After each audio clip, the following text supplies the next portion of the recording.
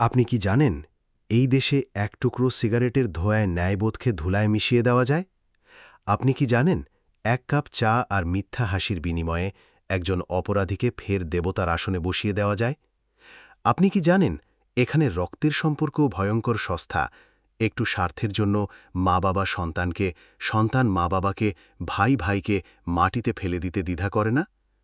আপনি কি জানেন নির্বাচনের আগে বিড়ি আর এক কাপ চা বিলালেই জনতার নেতা হয়ে যাওয়া যায়, আর ভোটের পর সেই নেতা জনতাকে ভুলে যায়?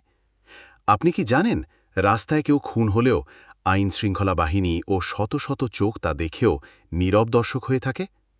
আপনি কি জানেন এই দেশের বড় টেলিভিশন চ্যানেল আর অসংখ্য সাংবাদিকের সময় নষ্ট হয় কে কার স্ত্রী নিয়ে গেল, কে কাকে কি বলল, কোন সেলিব্রিটি কার সাথে, এই সব তুচ্ছ ও নোংরা খবর নিয়ে?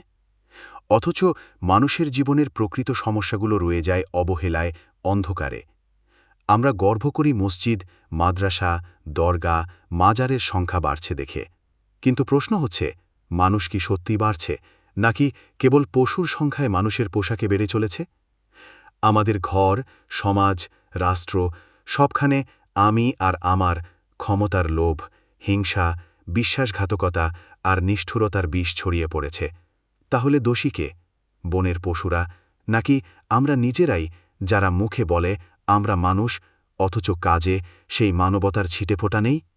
হয়তো সত্যিটা আরও ভয়ঙ্কর, পশুরাও এখন আমাদের চেয়ে বেশি মানুষ। We call ourselves human, but humanity is gone.